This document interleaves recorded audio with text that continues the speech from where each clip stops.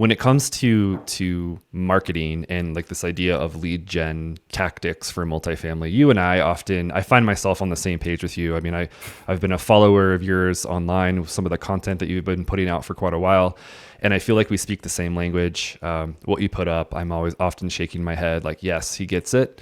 Where did that initial nuance come from? Like, where did those early opinions come from? Because I know you've been in the industry for 20 years.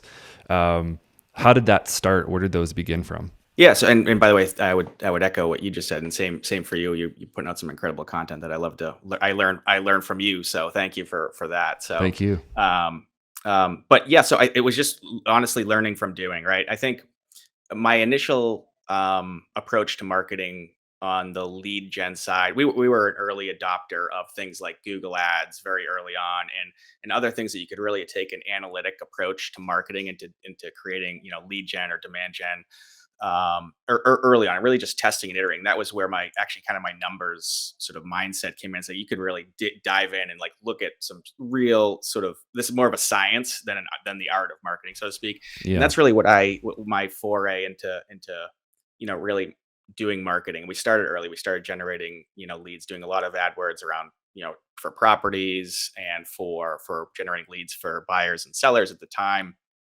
That's really what it came from. It just evolved from there, really trying to stay forward, trying to keep learning, what's coming next, what's happening now, how is this marketing evolving. It's really just a continual growth experience. But ultimately, we really started to use some things very early on, like AdWords. Like we were one of HubSpot's earliest customers, for instance, Mm. as well, in terms of their marketing platform.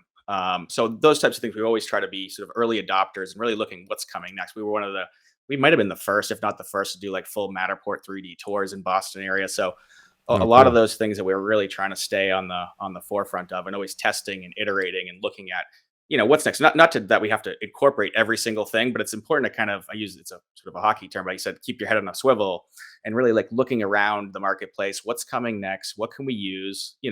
You don't want to be too early on a lot of things either, because you don't want to waste money or test. But it's important to run little experiments and test things where you can to find out Yeah. how to use marketing most effectively.